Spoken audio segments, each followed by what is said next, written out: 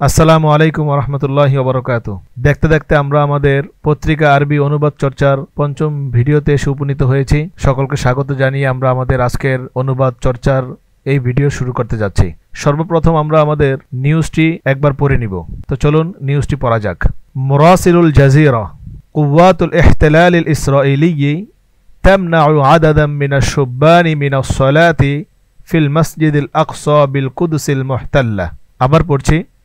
মুরাসিলুল Jazeera কুওয়াতুল ইহতিলালিল ইসরাঈলিয়্যি তামনাউ আদাদাম মিনাশ শুব্বানি মিনাস সালাহ feel মসজিদিল আকসা বিল কুদসিল মুহতাল্লা। এই হচ্ছে সংবাদ। চলুন এবার আমরা সংবাদের সরল অনুবাদটা জেনে নেই। অনুবাদ হচ্ছে মুরাসিলুল জাজিরা। মুরাসিলুল জাজিরা অর্থ হচ্ছে জাজিরার সংবাদদাতা। মুরাসিল, মুরাসিলুন সংবাদদাতা অথবা পত্র যোগাযোগকারী। মুরাসিলুন এই শব্দটি বাবে মুফাআলা থেকে এসেছে। বাবে মুফাআলার ইসমে ফাইলের সিগা এটি মুরাসিল। রাসালা ইরাসিলু মুরাসিলান, এর অর্থ হচ্ছে পত্র যোগাযোগ করা।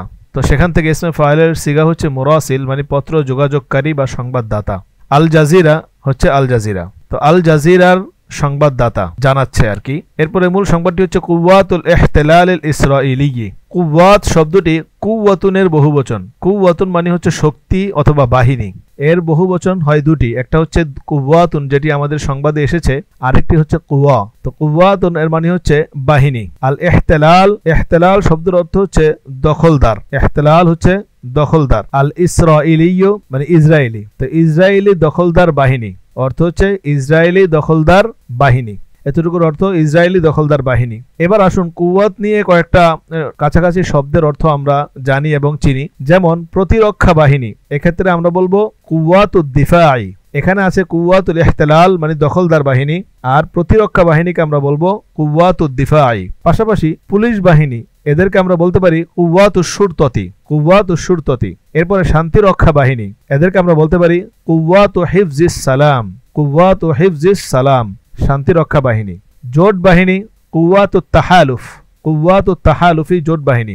নিরাপত্তা বাহিনী এর আরবি হচ্ছে কুওয়াতুল আমনি। আরেকটা আমরা একটু আগে জানলাম শান্তি রক্ষা বাহিনী, তার আরবি হচ্ছে কুওয়াতু হিফজিস সালাম, আর নিরাপত্তা বাহিনী আরবি হচ্ছে কুওয়াতুল আমনি। আর সামরিক বাহিনী, এটাকে আমরা মৌসুফ সিফত দিয়ে বলতে পারি আল কুওয়াতুল আসকারিয়াতু, আল কুওয়াতুল আসকারিয়াতু সামরিক বাহিনী। আর সেনাবাহিনী এর আরবি হচ্ছে কুওয়াতুল জাইশ, কুওয়াতুল জাইশি সেনাবাহিনী। তো আমরা এখানে জানলাম কুওয়াতুল ইহতিলাল অর্থাৎ দখলদার বাহিনী। আল ইসরাঈলি ইসরায়েলি, তো ইসরায়েলি দখলদার বাহিনী। এর মাঝে একটি কথা বলে নিতে হয় যে যারা শুরু থেকে আরবি ভাষা শিখতে চান তাদের জন্য একটি কোর্স আমরা লঞ্চ করেছি, সেটা হচ্ছে বেসিক টু অ্যাডভান্স আরবি শিক্ষা কোর্স। এটি আমরা 3টি লেভেলে সাজিয়েছি। এই কোর্সটি যে কেউ করতে পারবেন। একজন জেনারেল শিক্ষিত ইচ্ছা করলে এই কোর্সের মাধ্যমে আরবি ভাষা শিখতে পারবেন ইনশাআল্লাহ, এবং নিজে নিজে জবর জের ছাড়া কোরআন, কোরআনের অনুবাদ, হাদিসের অনুবাদ এবং আরবির অনুবাদ বুঝতে পারবেন। শর্ত হচ্ছে শুধুমাত্র আপনার দেখে দেখে আরবি পড়তে পারার যোগ্যতা থাকলেই হবে। অর্থাৎ দেখে দেখে যদি কোরআন পড়তে পারেন তাহলেই এই কোর্সটি আপনি করতে পারেন। মাত্র 3টি লেভেল কমপ্লিট করার মাধ্যমে আপনি আপনার আরবি দক্ষতা এবং আরবি ভাষা শিখতে পারদর্শী হয়ে যাবেন ইনশাআল্লাহ। এই কোর্সটি সম্পূর্ণ ডিটেলস জানতে হলে আমাদের ভিডিও ডিসক্রিপশনে তার লিঙ্ক দেওয়া থাকবে। পাশাপাশি আমাদের ফেসবুক পেজ আন-নাফি একাডেমি, এই পেজেও গিয়ে আপনারা যদি নক করেন তাহলে বিস্তারিত জানতে পারবেন।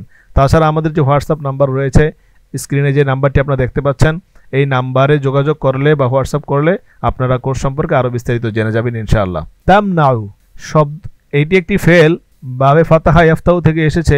মানা ইয়ামনাউ মানআন, এর অর্থ হচ্ছে বাধা দেওয়া, এর অর্থ হচ্ছে বাধা দেওয়া। তামনাউ বাধা দিচ্ছে।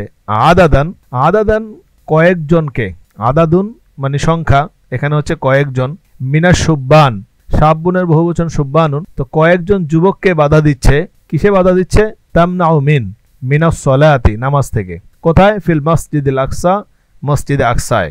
বিল কুদসিল মুহতাল্লা, তো আল কুদস হচ্ছে পুণ্যভূমি বা পবিত্র স্থান।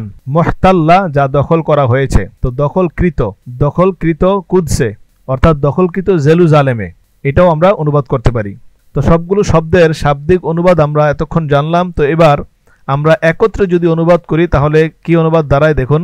যে আল জাজিরার সংবাদদাতা জানাচ্ছে ইসরায়েলি দখলদার বাহিনী অধিকৃত জেরুজালেমের আল আকসা মসজিদে বেশ কয়েকজন যুবককে নামাজ পড়তে বাধা দিচ্ছে বা দেয়।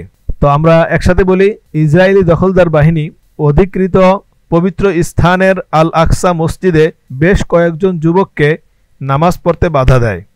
পবিত্র স্থান বলতে পারি, অথবা অধিকৃত জেরুজালেমের মসজিদে আকসায় নামাজ পড়তে বাধা দেয়।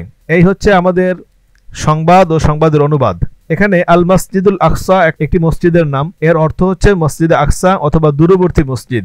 আকসা মানে হচ্ছে দূরবর্তী। তো যেহেতু মক্কা থেকে মসজিদে আকসা অনেক দূরে, এজন্য এই মসজিদের নামটিকে মসজিদে আকসা নামকরণ করা হয়েছে। এবার আমরা জানবো মসজিদে আকসার পরিচয়। মসজিদুল আকসা বা আল কুদস অথবা আল আকসা মসজিদ বা বাইতুল মুকাদ্দাস, যেটাই বলি না কেন, সবগুলো দ্বারা আমরা মসজিদে আকসাকেই বুঝাবো। ঐতিহাসিক এই মসজিদ পবিত্র নগরী জেরুজালেমে অবস্থিত। এতে 2টি বড় এবং 10টি ছোট গম্বুজ রয়েছে। এই মসজিদ নির্মাণের বিভিন্ন পর্যায়ে স্বর্ণ, সীসা এবং মার্বেল সহ বিভিন্ন প্রকার পাথর এতে ব্যবহার করা হয়েছে, এটা আমরা সকলেই জানি। এর আয়তন 3500 বর্গ মিটার। 5000 মুসল্লি একসঙ্গে নামাজ আদায় করতে পারেন এই মসজিদে। আলহামদুলিল্লাহ। এই হচ্ছে আমাদের সংবাদ ও সংবাদের শাব্দিক অনুবাদ, শব্দের তাহকিক এবং বিশেষ স্থানের পরিচয়। ভবিষ্যতে আরেকটি ভিডিও নিয়ে আপনাদের সামনে আসব। সে পর্যন্ত ভালো থাকুন, সুস্থ থাকুন। জাযাকুমুল্লাহু আহসানাল জাযা।